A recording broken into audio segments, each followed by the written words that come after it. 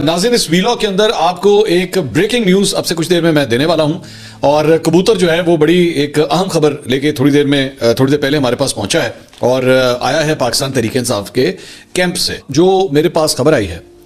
वो ये है कि 4 मुख्तलिफ डिमांड्स कम से कम जो है वो पाकिस्तान तहरीक इंसाफ ने फाइनल तकरीबन कर ली हैं। मैं तकरीबन की गुंजाइश छोड़ देता हूं बीच में। उसमें से डिमांड नंबर 1 जो है, जो फाइनलाइज हुई है, वो ये है कि जनाब वही है कि तमाम सियासी कैदियों को बशमूल इमरान खान साहब के रिहा कर दिया जाए। ये डिमांड नंबर 1 है और मैं ये समझता हूं कि इसमें जाहिर बात है इमरान खान साहब की जो रिहाई है वो सबसे पहले है, वो तो बहुत ही ज़रूरी है। अच्छा, दूसरी जो है वो बड़ी इंपॉर्टेंट है। वो मैं हैरान हो गया जब मुझे कबूतर ने दूसरी डिमांड जो है वो बताई। उन्होंने कहा कि जनाब हमें ज़रूरत नहीं है कि इस मामले की, जो वैसे हम कह रहे हैं ना, जुडिशल इंक्वायरी जो है वो करवाई जाए, तो अगर नहीं भी होती तो खैर है। अगर डिमांड नंबर 1 पूरी हो रही है ना, यानी कि सियासी कैदियों की रिहाई, अगर वो हो जाती है तो फिर कोई जरूरत नहीं है, हम गड़े मुर्दे जो है वो नहीं उखाड़ना चाहते, आगे चलें। तो बस आप, हमारी डिमांड ये है कि उन कैदियों को जो है वो रिहा कर दिया जाए। तो ये डिमांड नंबर 2 जो है वो इसके ऊपर जा रहा है। तीसरी डिमांड वो बड़ी इंटरेस्टिंग है और वो ये है कि जनाब 8 फरवरी का जो इलेक्शन था उसमें हमारा मैंडेट जो है हमें वापस किया जाए, या इसमें एक या बड़ा इंपॉर्टेंट है, हमें 8 फरवरी का मैंडेट जो है वापस किया जाए, या अगले 1 साल के अंदर जो है वो इलेक्शंस करवाए जाए। ये पाकिस्तान तहरीक इंसाफ जो है वो फाइनल कर रही है कि अगले 1 साल के अंदर यानी कि 2025 के अंदर जो है वो कोई डेट फाइनल की जाए जिसके अंदर जो है वो इलेक्शंस मुनक्किद किए जाए। डिमांड नंबर 4, जो चौथी और आखिरी डिमांड अभी तक फाइनल हुई है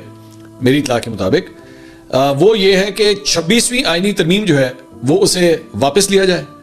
और सीनियर मोस्ट जज यानी कि इस मामले में जस्टिस मंसूर अली शाह साहब, उन्हें चीफ जस्टिस के ओहदे के ऊपर बिठाया जाए। तो ये 4 डिमांड जो है वो अभी तक पाकिस्तान तहरीक इंसाफ ने अपने चार्टर ऑफ डिमांड के अंदर फाइनल कर ली हैं और एक्सपेक्ट किया जा रहा है कि उन्होंने कहा है कि ये तकरीबन फाइनल है, लेकिन हम मजीद के ऊपर भी अभी काम कर रहे हैं। लेकिन ये 4 बेसिक जो है इसके ऊपर पाकिस्तान तहरीक इंसाफ ने ऑलरेडी फाइनलाइज कर दिया है। अब अगर इन 4 डिमांड्स को आप एनालाइज करें तो डिमांड नंबर 1 से अगर हम स्टार्ट करते हैं कि जनाब इमरान खान समेत तमाम सियासी कैदियों को जो है रिहा किया जाए। अगर हुकूमत ये करती है, मुझे नहीं पता जाहिर बात है हुकूमत ये मानती है या नहीं मानती, अगर हुकूमत ये करती है तो इस सारे मामले में हुकूमत की क्रेडिबिलिटी के ऊपर पहले ही सवाल है 8 फरवरी के हवाले से। और अगर इस डिमांड को वो मान लेती है कि हाँ जी ठीक है, साड़ा मुकमुका हो गया या हमने एनआरओ दे दिया और ये सारे फारिग हो गए, तो फिर ऑटोमेटिकली पाकिस्तान तहरीक इंसाफ का ये मौक़िफ़ जो है वो प्रूफ हो जाएगा कि जनाब ये तो सारे के सारे सियासी कैदी थे और इनको तो आपने सियासी मामलात की वजह से जो है वो बेसिकली सजाएं दी हुई थी या इनको अंदर जेल में बंद किया हुआ था। अगर आपने इसी तरह छोड़ दिया जिस तरह पाकिस्तान तहरीक इंसाफ डिमांड कर रही है, और इमरान खान साहब के हवाले से एक केस जो है ऑलरेडी उसका फैसला महफूज है, वो भी अभी सामने आना है, तो हुकूमत के लिए जो है इसे एक्सेप्ट करने के हवाले से जो रोड ब्लॉक्स हैं, जो प्रॉब्लम्स हैं, वो मैं आपको बता रहा हूँ कि वो ये आएंगी। डिमांड नंबर 2 कि जनाब ठीक है, अगर आप हमारी डिमांड नंबर 1 अगर पूरी कर देते हैं तो जुडिशल कमीशन वगैरह हम उस डायरेक्शन की तरफ जाना ही नहीं चाहते, बेशक आप उसे ख़त्म कर दें। आप मतलब हमें 9 मई वगैरह ये सारी चीज़ें जो है हम उसकी तरफ ध्यान देने के लिए तैयार नहीं है। 26 नवंबर इससे भी हम आगे चलने के लिए तैयार हैं, बस आप हमारी पहली डिमांड जो है उसे पूरी करें, आगे चलिए। अब ये आपकी मर्जी है, आप टेबल की किस साइड के ऊपर बैठे हुए हैं कि आप इस मामले को जो है वो लेते किस तरह है। मिसाल के तौर पे आप एक साइड, इसकी पॉजिटिव साइड ये है कि हाँ यार पाकिस्तान तहरीक इंसाफ भी कहती है मिट्टी पाओगे, चलिए उन आपने क्या गड़े मुर्दे उखाड़ने हैं कि 9 मई में ये हुआ था तो कौन जिम्मेदार था, तो सीसीटीवी फुटेज लेकर आओ, तो हम नहीं थे, कोई और था। और वो दूसरी साइड कहे कि नहीं हम सजाएं दे के रहेंगे हर सूरत जो है, तो उन्होंने कहा जी मिट्टी पाओ, आगे चलिए, आगे चलते हैं। लेकिन इसकी दूसरी साइड जो है वो ये है कि पाकिस्तान तहरीक इंसाफ के तमाम लोग, वो तमाम कारकुन, मिसाल के तौर पे अभी 25 मुल्ज़मान जो हैं उसमें से 25 को मुजरमान डिक्लेयर कर दिया गया है, अभी बाकी 60 अभी बचे हैं। तो उनको जो इतनी देर बंद करके रखा,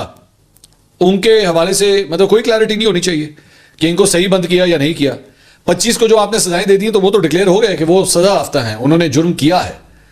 तो नेगेटिव इसकी कॉनोटेशन अगर आपने निकालनी है तो वो ये है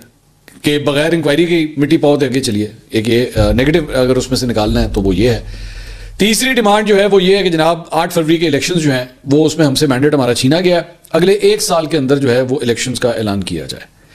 अब हुकूमत के लिए प्रॉब्लम ये है कि हुकूमत अगर ये इलेक्शंस करवाने की कोशिश करती है, इस ज़हन में रखिएगा हुकूमत को तकरीबन 1 साल पूरा होने वाला है, अभी आइंदा मतलब अगले 3 महीने में तकरीबन 1 साल जो है वो मुकम्मल हो जाएगा। तो अगर हम इसको अगले एक साल की ही बात लें कि ये जनवरी के अंदर ये निगोशिएशंस होती हैं और जनवरी के अंदर उसके बाद आप एक साल रखते हैं, तो यानी इसका मतलब जनवरी 2026, यही मतलब हो ना, एक साल की हो गया। तो यानी आप इस हुकूमत को चाहते हैं कि हुकूमत तकरीबन पौने 2 साल काम करे, पौने 2 साल काम करे और उसके बाद इलेक्शंस कॉल कर दे। तो ये एक किस्म के मिड टर्म ही बन जाते हैं अप्रॉक्सीमेटली, मेरे ख्याल में एग्जैक्ट तो नहीं बनते लेकिन तकरीबन मिड टर्म ही बन जाते हैं। तो क्या ये हुकूमत मानेगी इस काम के लिए? और ख़ास तौर पे इस वक्त जो हुकूमत की पॉपुलैरिटी और इमरान खान साहब की पॉपुलैरिटी है, क्या इस सूरत में वो मानेगी कि अगर, और फिर अगले एक साल क्या होगा ये ज़हन में रखिएगा कि आपको इमरान खान को भी छोड़ना पड़ेगा, तमाम मुल्ज़िमान को भी छोड़ना पड़ेगा, और इमरान खान साहब जब छूटेंगे तो ज़ाहिर बात है वो चुप करके तो नहीं बैठेंगे, फिर वो अगले एक साल दे धनादन दन, मतलब इधर भी छितर तो उधर भी परेड, वो हर जगह हुकूमत के साथ वो यही करेंगे ना, ज़ाहिर बात है बड़े बड़े जलसे करेंगे तो हुकूमत की छितर परेड जो है वो शुरू होगी। तो हुकूमत क्या अगले एक साल बैठ के फेंटी खाएगी? और सारी फेंटी खाने के बाद सारा जब वो मतलब जिसे कहते हैं ना वो क्रिया कर बेड़ा गर्क हो जाएगा, एक एक नुक्कड़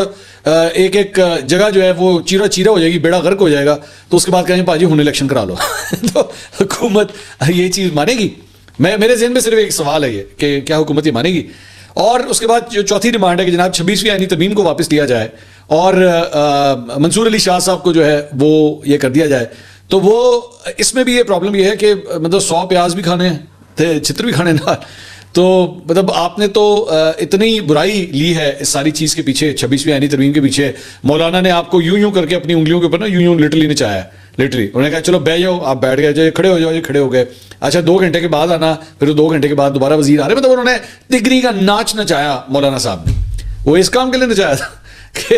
अल्टीमेटली जो है वो 26वीं आईनी तरमीम को वापस ले लिया जाए। तो डिमांड तो आप जो मर्जी कर सकते हैं ना, वो बिजनेस का ना एक रूल है कि अल्लाह ताला से और गाहक से जो मर्जी मांगो ये एक रूल है कि आप खुदा से भी जो मर्जी मांगिए और बिजनेसमैन दुकानदार जो होता है वो अपने कस्टमर से भी जो मर्जी मांगे। वो इस पेन के 10 रुपये भी मांग सकता है, 100 रुपये भी मांग सकता है, जो मर्जी मांगे। तो डिमांड्स तो आप जो मर्जी करें, लेकिन अभी तक ये जो 4 डिमांड्स जो पूरी हुई हैं उसमें मुझे चंद रोड ब्लॉक्स नजर आ रहे हैं जो कंप्लीट होना मुझे मुश्किल लग रहा है कि आखिर वो किस तरह कंप्लीट होंगे, अनटिल अनलेस कोई गारंटीज जो है वो बीच में इन्वॉल्व ना हो।